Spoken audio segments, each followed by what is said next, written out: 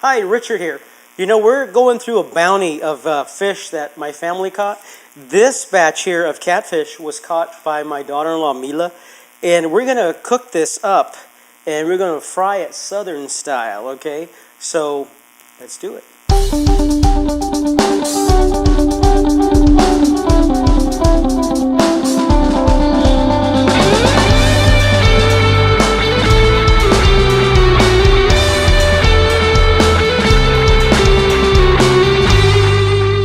We have cubed or made little steaks out of the catfish, and this makes for like really good eating because it's bite size. So we're going to use about a cup of flour, about maybe 2, almost 3 pounds of small catfish steaks.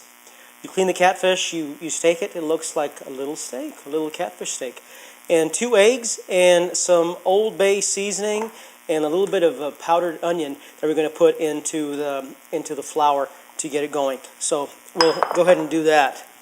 And I would probably use about maybe, I guess about a tablespoon of this to a cup of the, a bit more, maybe about a tablespoon. Well, to your taste, really, everything is to your taste.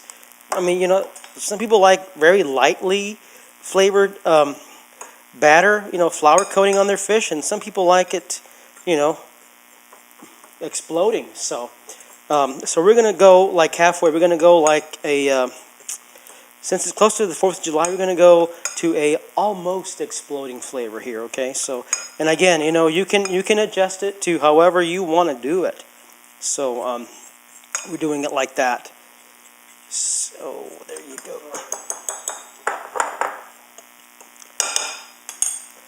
So there it is. And then you get the eggs, and you kind of lightly just mix them, just lightly mix them. And what an egg does, it's 2 things. It helps make the fish a more substantial, more substantial. And it also helps to hold the flour to the fish and gives it a thicker coating. So this style of doing catfish is a mixture of Brazilian and I guess Austin, Texas style, I guess, because we are in Austin, Texas, and my daughter-in-law is Brazilian. So, and we just brainstormed and came up with this thing, and we're going to give it a try. So, you're witnessing an experiment. So it's going to be good. It's going to be good, So we'll go through this whole thing here. We will go through all the fish. We'll dip it in the egg, then in the flour, and then in the hot oil. Now you want your oil to be around 350 degrees hot, and you don't want to pile all the fish at one time, because by doing that you reduce the temperature of the oil and your fish will not fry. Okay, the temperature falls and it'll be bad. So you don't want to do that. Okay, so pretty much you just get it, okay, and you roll it in the egg. And we can do a mixture of both, one in the egg and one not in the egg.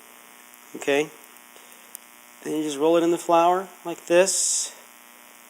And then let's hope that the oil is up to par. Oh yeah. Look at that. Nice little bubble fuzzies walking around, bubbling up there. That means it's on point. See that? It's already going from raw to goodness right there. Oh yeah. What's going on there, folks? So again, you just do it like that. Maybe I would put like maybe 5 pieces at a time. Just like that. I mean, it looks really hard, but it really isn't. The hardest part is cutting the fish steaks, really. Getting the knife to go through the pieces of the fish to the other end.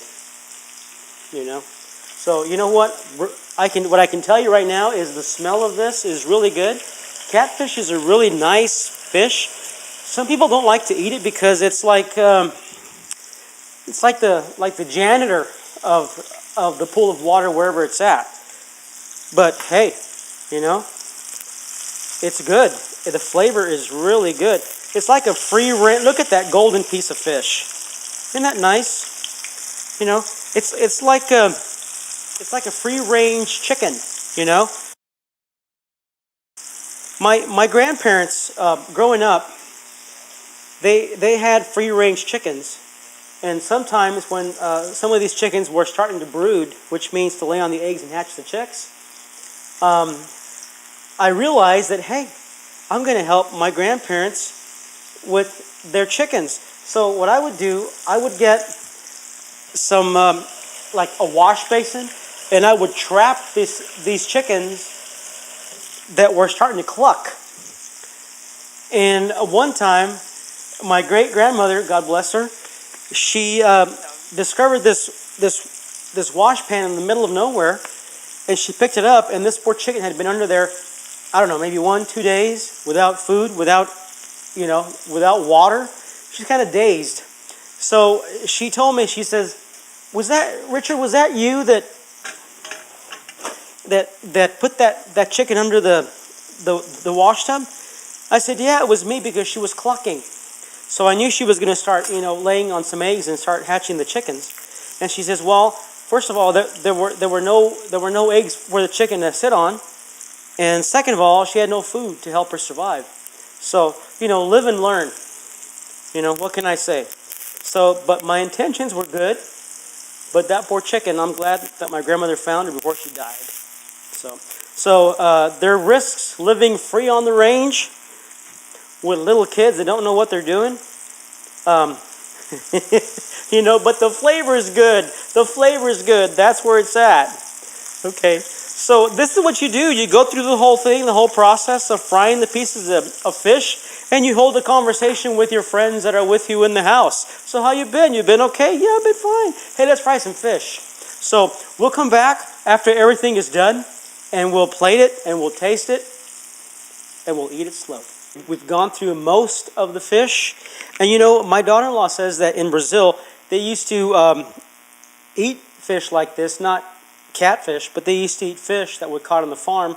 And they would make little steaks like this, and they would eat them as an afternoon snack. How good is that? So we're going to try this. I mean, it's like a little hors d'oeuvre, really. Look at that. It's just so moist. Nice and hot, and you could eat it just like that. If your flour is flavored well and the flavor's there, you don't need any kind of tartar sauce. You just need to eat slow.